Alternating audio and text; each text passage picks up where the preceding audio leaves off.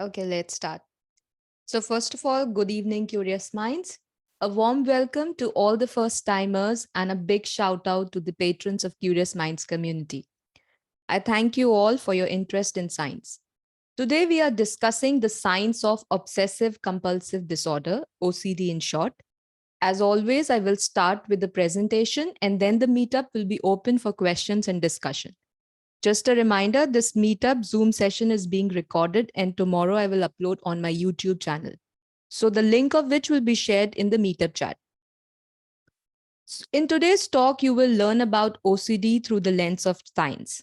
This talk is purely for educational purpose and not for self-diagnosis or self-treatment. We will start today's talk by breaking myths about OCD, define characteristics of OCD, understand common types of obsessions and compulsions. I will elaborate on the cause of OCD by diving deep into the brain changes related with OCD. And finally, I will talk about the available treatment strategies. I promise to make it all clear and accessible, regardless of whether you have a scientific background or not. Before moving into today's talk, let me introduce myself. I am a cancer immunologist, educator, and a science communicator. I write 2 newsletters which are free to subscribe. Details are here. And I also have a science book club on Meetup. So we meet once in a month. This month, we will be discussing The Body Keeps the Score, Brain, Mind, and Body in the Healing of Trauma. It's a very interesting book about trauma, how it changes our body and how our body keeps the score of it, as the name suggests so easily. But now let's dive deep into OCD. So have you heard these statements like, I need to go organize my weekly planner, I'm so OCD. My room is so perfect, I'm so OCD. I'm obsessed with color coding my pens and ordering my books by size and color. I'm so OCD. We use this term OCD as an adjective, and some of it use it like so often without knowing the total meaning of this disease. And it's like a very debilitating mental disorder. And we will try to understand what OCD is through this talk. So first of all, I will break some myths here, which will enable you to understand OCD in a better way. So the myth number 1 is OCD is just about cleanliness. So the fact is, while some individuals with OCD do have obsessions and compulsions related to cleanliness and contamination, OCD can manifest in many different ways. The second myth is OCD is a personality quirk. No, OCD is a serious mental health disorder. If you consider it among, like if you treat all the diseases together, cancer or multiple sclerosis, Alzheimer's, everything, OCD comes in number 7 of the debilitating disease. So it's quite a painful disorder, mental disorder. Myth number 3 is people with OCD can snap out of it. The fact is, OCD is not a choice, and individuals with the disorder cannot simply stop their obsessions or compulsions through willpower alone. Treatment is required. Myth number 4 is OCD always involve visible compulsions. Not all compulsions are observable. So some may be just mental acts such as counting, repeating certain words, or silently praying. And myth number 5 is OCD is rare. OCD is more common than many people realize. It affects about 2 to 3% population at some point in their lives.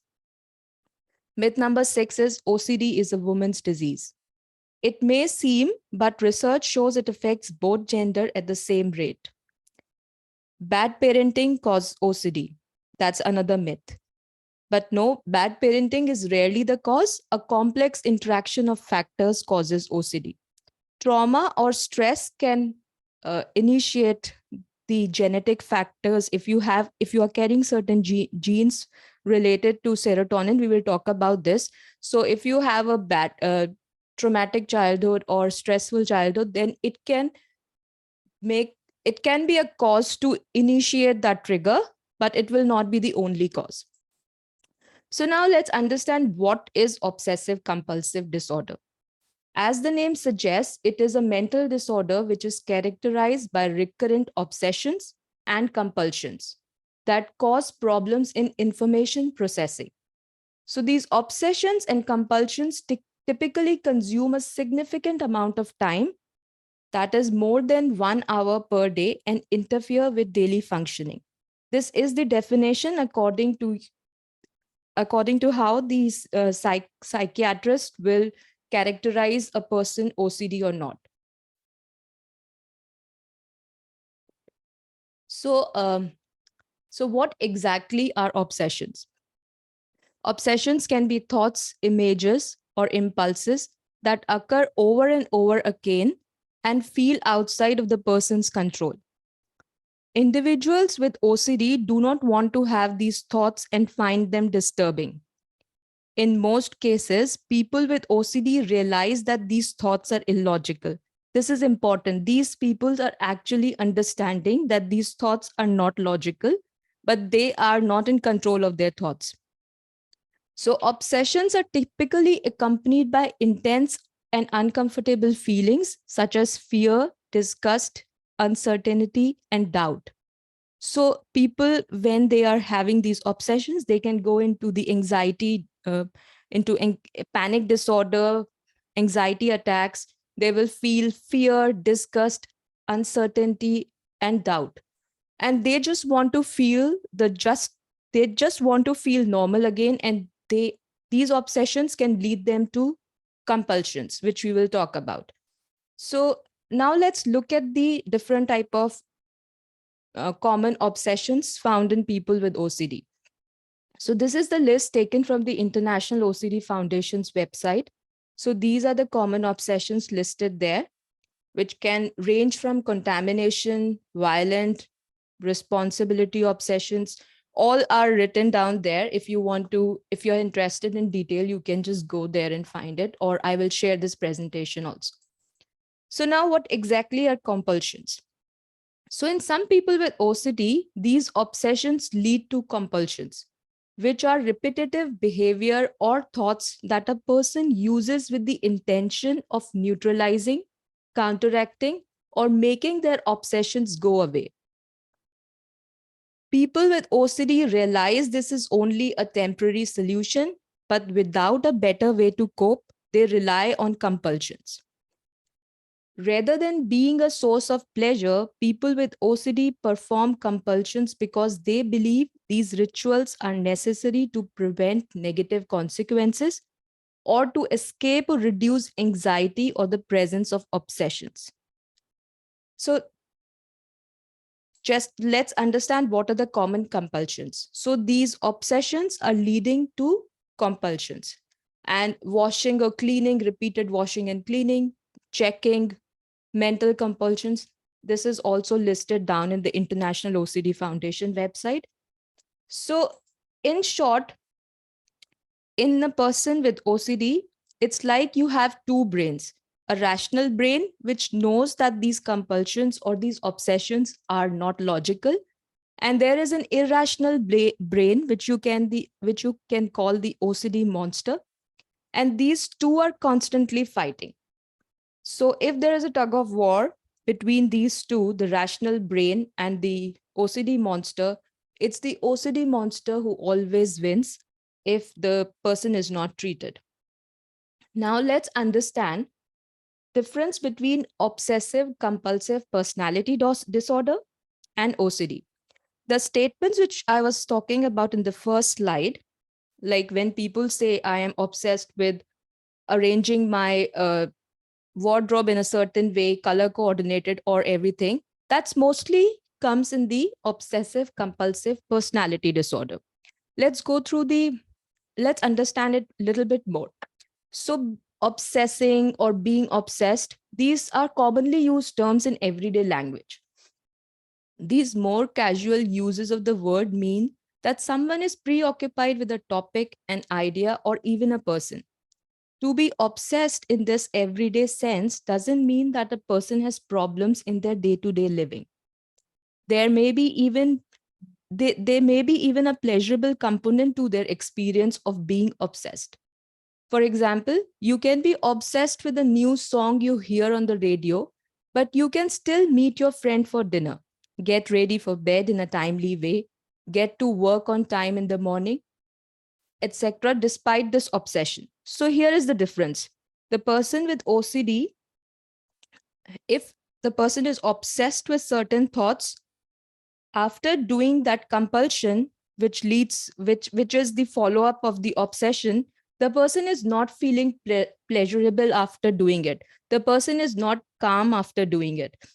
They are just repeatedly doing just to cool down their anxiety, but it's not going away. It's just a temporary relief. But with a person with personality disorder, after performing the act, the person will feel relieved, and the person is control of their so-called obsessive thoughts or obsessive acts. So the person is in control completely. OCD person is not in control, even though the person knows that these thoughts are illogical, these acts are illogical, but the person is not in control. That's what makes this OCPD and OCD so different. So another thing is, we have similar to these obsessions, which I talked about with the example, we have this repetitive behaviors or rituals, which we can call its compulsions. So this depends on the function and the context of the behavior. For example, some people have bedtime routines, they have religious practices, or when we are learning some new skill, all involve some level of repeating an activity over and over again. So are these compulsions? No, these are not, because they are usually a positive and a functional part of our daily life. Similarly, arranging and ordering books for 8 hours a day isn't a compulsion if a person works in a library. That's a part of his job. So the content of an everyday obsession can be more serious. For example, everyone might have had a thought from time to time about getting sick, or worrying about a loved one's safety, or wondering if a mistake they made might be catastrophic in some way. While these thoughts look similar to somewhat like people in OCD, someone without OCD may have these thoughts, be momentarily concerned, and they move on. So this is the main difference between OCPD and OCD. Can I request everyone to please mute themselves so it will not disturb the flow of the presentation?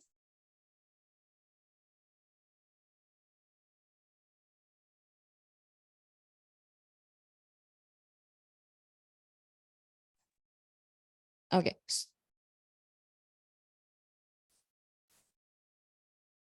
Okay, so this is the difference between OCPD and OCD. So very clear differences. Now let's go into this is just OCD doesn't feel like a choice and doesn't bring a sense of fulfillment and joy. This sums up everything, the difference between OCPD and OCD. So this is how the OCD cycle looks. So anxiety plays a crucial role in the maintenance of this OCD cycle. Obsessions trigger anxiety and distress, and performing compulsions temporarily reduces this anxiety. The word temporary is very important for OCD persons. So your obsessions are triggering anxiety, and then you are bound to perform this compulsion act, but the anxiety loop is not fulled. So there's a temporary relief. Again, you will be doing the same loop again and again. So this to know the severity of the OCD symptoms, there is a Yale-Brown obsessive compulsive scale, which the psychiatrist performs. There is a questionnaire which you have to fill, and then they will have the analytical test and sit down and talk to you, and they will perform where your severity of your OCD symptoms stands.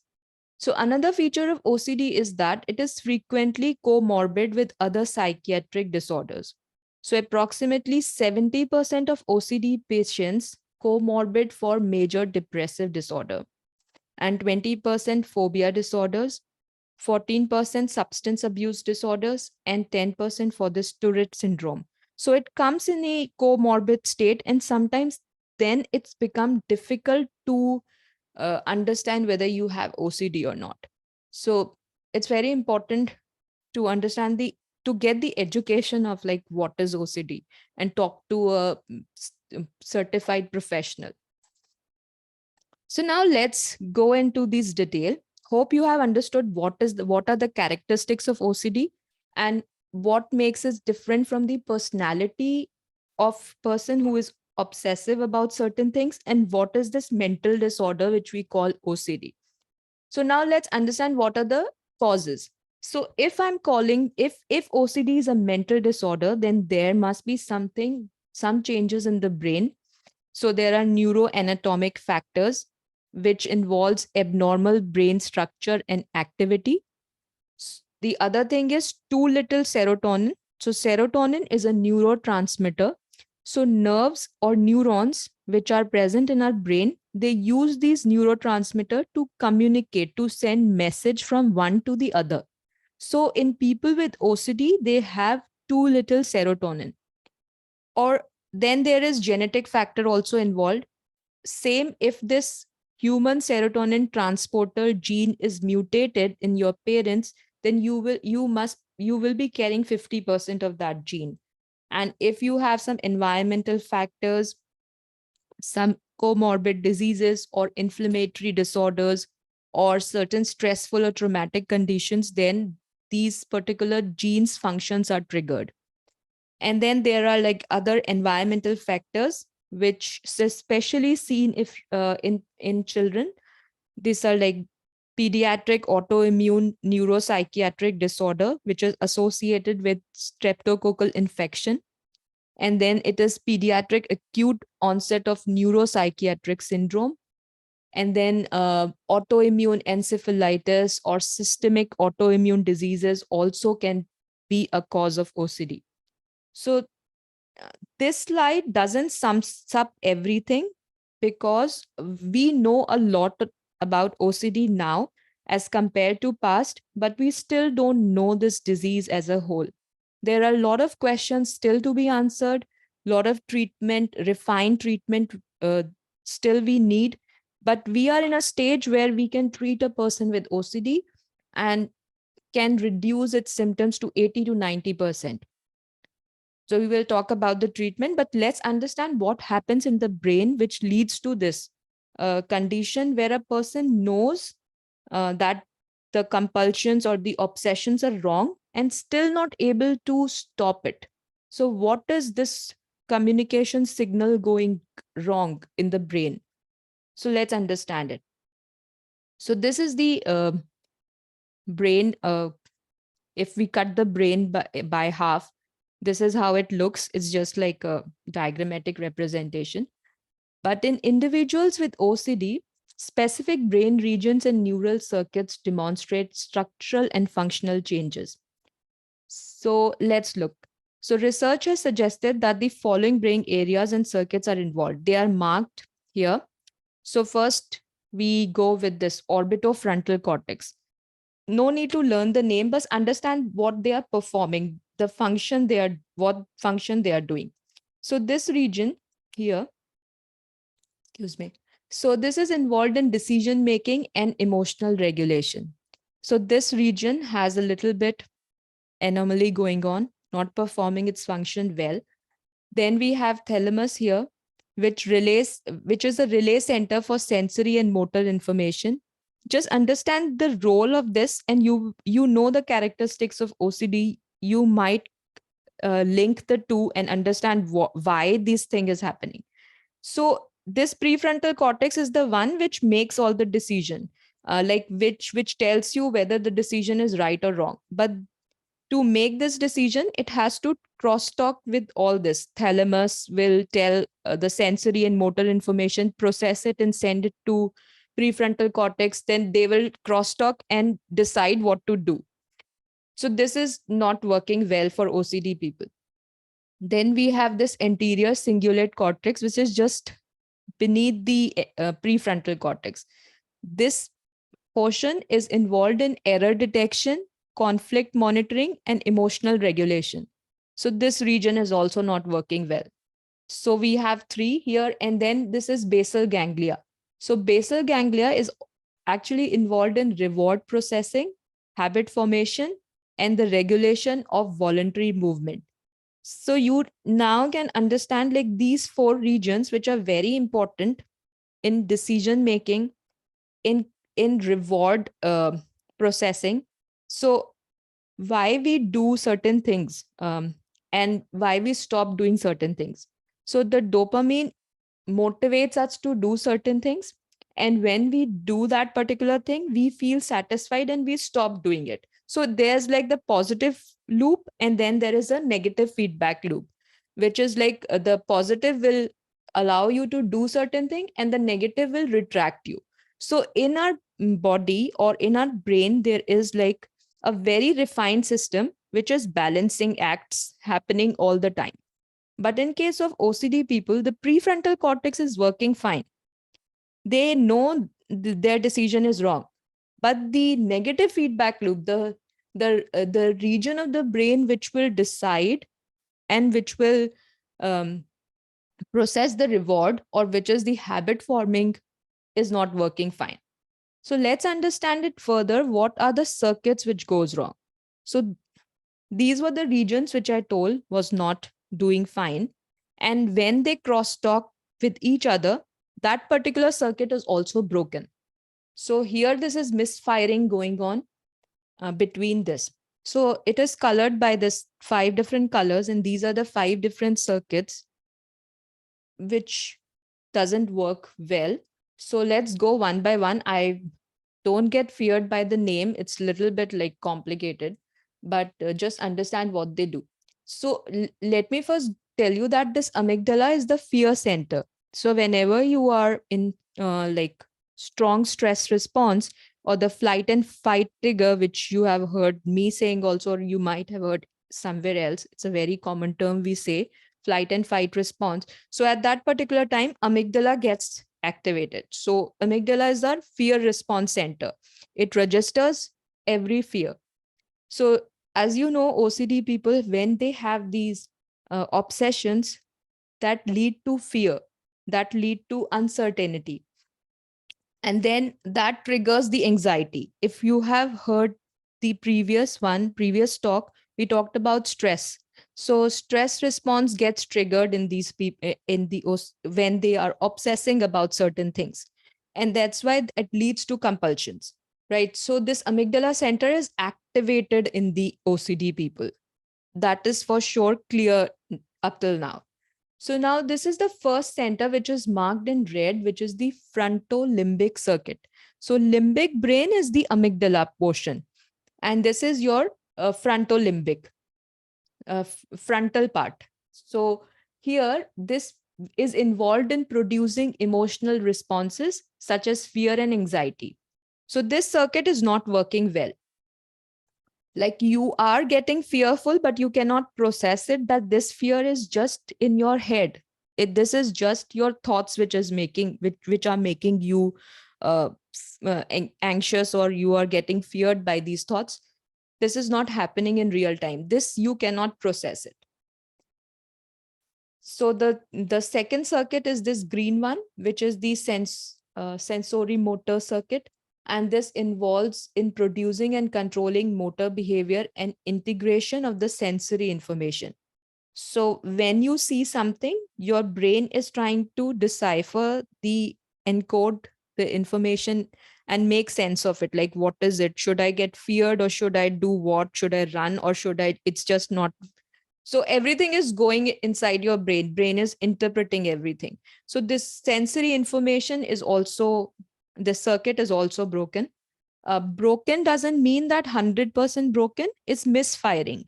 So it's not interpreting everything properly. So the yellow circuit is involved in self-regulatory behavioral control, not working properly. The purple circuit is involved in the processing and response to reward. So altered reward response happens in these people, and there is alterations in the ability to anticipate, represent, and respond to rewards, such as blunted sensitivity to rewards and over generalizations of punishment. So you can make sense of all this, what is happening in the brain, and that's why the people behave in the way they behave.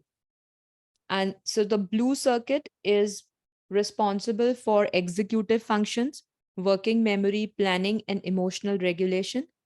So OCD people have executive dysfunction, impairments in functions that are necessary for effective goal directed behavior, including working memory, the ability to hold and manipulate information, and planning, the ability to organize thoughts and behaviors. So everything is haywired there.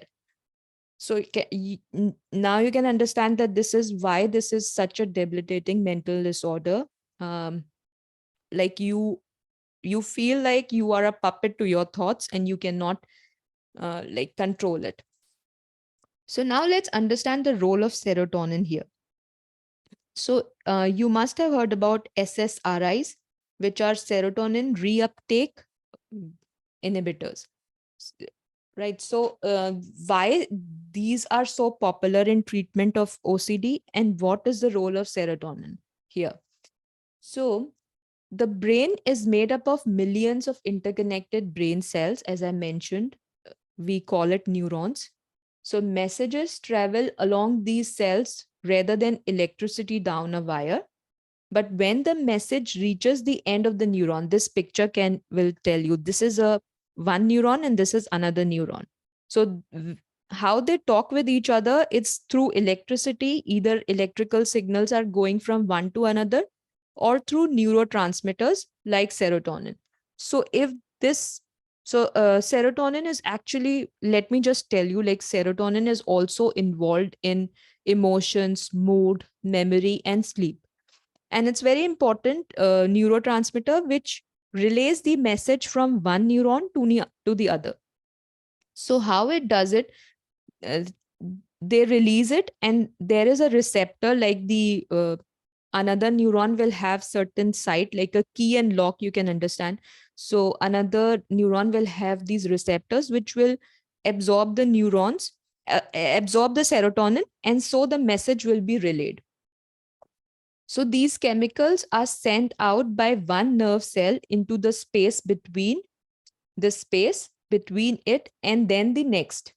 So the next cell in line gets the message once those chemicals get to it from across the gap.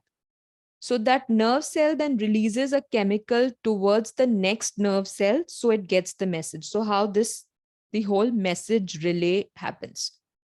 Now, how these SSRIs or selective serotonin reuptake inhibitor works. So this helps in to treat OCD symptoms in a lot of people, a lot of patients, but some patients are actually resistant to the serotonin inhibitors, SSRIs, and we will talk about it why this happens. So there is a key gene which I told in the earlier slide in the genetic alterations, this human serotonin receptor gene. So this is the one which is sitting down here. This is the receptor, a channel kind of, you can understand, and this will take up the serotonin and pass it down the cell. So when this is serotonin, when it comes to the another, it comes in the gap, it goes into the another cell. So the unused serotonin is actually reuptake from the first neuron will take all the unused serotonin. In some people, when there is a mutation in the receptor, this transmission will not happen properly. So the transmission is slow, and the first neuron has already absorbed the serotonin. So you can understand the relay is not happening. You a simple example, you can say that when I'm talking to you, if I just whisper, if I will not talk loudly. So in case of people with serotonin receptor deficiency or mutation, they will hear the whispering sound from the another neuron. So the transmission is not happening properly. They are not hearing it properly. So that's why we need these SSRIs. What SSRIs will do will block this reuptake. So serotonin will be present in the gap for a longer time, so the other neuron can understand the message. I hope I'm clear. Like, this is what SSRI's role is here. So, before moving into the treatment strategies, first let's understand what we still don't know for sure about OCD. So, whatever I have told, it's just like we are learning. So, science always evolves as we learn more. Before, like when the disease was OCD was first detected, it was considered as like um, nobody knew it as a brain disorder. But now at least we know that it's a disorder and how the treatments will work. But we still don't know the exact causes. We still are not clear about the complete neural mechanisms.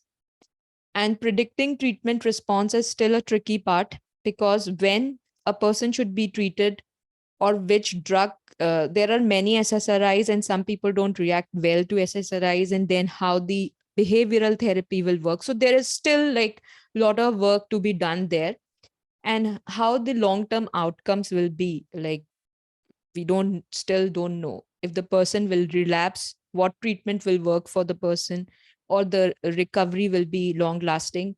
These all things are still unclear. But then if you are thinking, like, after hearing all this, if you are thinking that you have an OCD, it's not possible to accurately self diagnose. So find a psychiatrist nearby. Only a mental health specialist can determine whether your symptoms represent OCD or another condition. So self diagnosis in this case is very harmful. You should definitely consult a psychiatrist. So now let's go on into the available treatment strategies. The first line treatment is uh, cognitive behavioral therapy. So in case of OCD treatment, traditional therapy will not help. Uh, Only cognitive behavioral therapy can work. So CBT is a structured and goal oriented therapy with two components. So exposure and response prevention, ERP in short, and cognitive reappraisal. This therapy aims to change maladaptive thinking patterns and behaviors. So the therapist will help you to individual identify and challenge irrational thoughts and beliefs related to their obsessions and compulsions. This will include recognizing cognitive distortions such as catastrophizing or overgeneralizing, and replacing them with more balanced thoughts. So this is how the cognitive therapist will work with you. And there will be homework assignments. Even the therapist comes at home and work with you in your own environment. So this is a 12 or 16-week treatment plan, and the there's like 80% chances it will treat you by just cognitive behavioral therapy, and you don't need to go for any kind of SSRIs treatment. So let's understand a little bit more about the response prevention and cognitive reappraisal. So it follows three steps. So the therapist will create a hierarchy. So the therapist and the individual will work together to develop a list of feared situation or thoughts related to their obsessions, ranking them by anxiety level. And then there will be gradual exposure. The individual is exposed to the feared situation or thoughts, starting with the least anxiety provoking item on the hierarchy and gradually moving up to more challenging situations. So now you can understand this cannot be worked with anyone, because you are being exposed to your most anxious thoughts. And this is actually, it sounds little bit crazy, but this therapy works only when you are shown that if you are in that anxious state, nothing bad is happening to you. So this can be done with a therapist which can make you comfortable with your obsessive thoughts. And so the third part of it will be response prevention. So now the individual is instructed to resist performing compulsions during exposure sessions. This helps them to learn that their anxiety will decrease over time, even without engaging in compulsive behaviors, ultimately weakening the association between obsessions and compulsions. This is the important thing a person has to learn in like 12 or 16 sessions, that there is a difference between thoughts and what is really happening.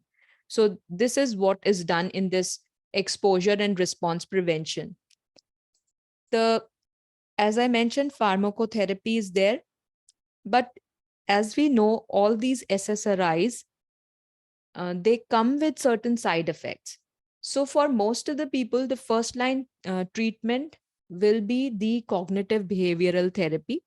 And then if that is not working, then it will be, uh, or it depends on your OCD scale. So how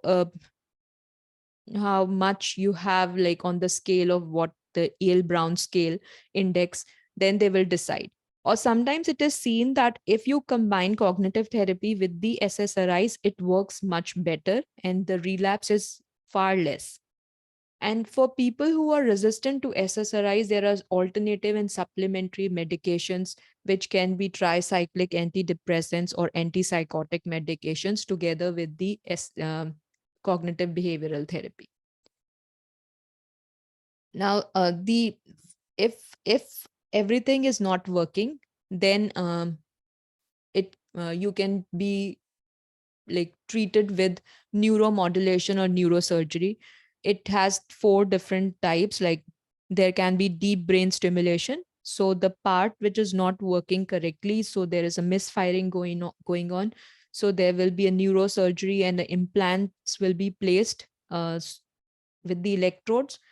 And so there will be electrical impulses, because as I mentioned before, the neurons cross talk to talk with each other through these neurotransmitters or via electricity.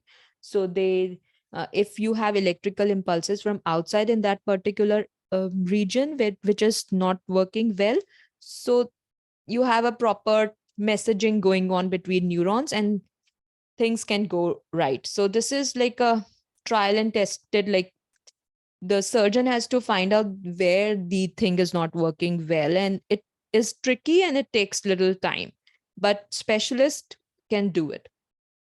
And then there is transcranial magnetic stimulation. um, then you have transcranial direct current stimulation, where there is no surgery applied, just they will give you a weak current to the scalp and only a fraction of the current entering the brain. So it will just stimulate the nervous connections. And then there is neurofeedback. So they will put you under the EEG or fMRI, and they will then um, do some self-regulation of mind brain by learning the whole what is going on in the brain in the scans. So these are the neuromodulation and neurosurgery invasive techniques. If CBT doesn't work, SSRIs doesn't work. For some people, it doesn't. So this is the best options. Then you have self-help strategies. So these self-help strategies, though they don't work standalone in OCD people, so you should um, use it as a complementary skills. And these things are actually important for our functioning well. Like everyone should do it. Mindfulness, meditation, regular exercising, sleep hygiene is very important. And then it's important to have support groups, because people who are going through this tough mental disorder will understand you better, and they can also suggest important techniques which they use. So now let's understand what doesn't work. So what works is this. To sum up, is like relying solely on willpower to suppress obsessions or stop compulsions is generally ineffective and can even exacerbate your symptoms, can also increase your symptoms.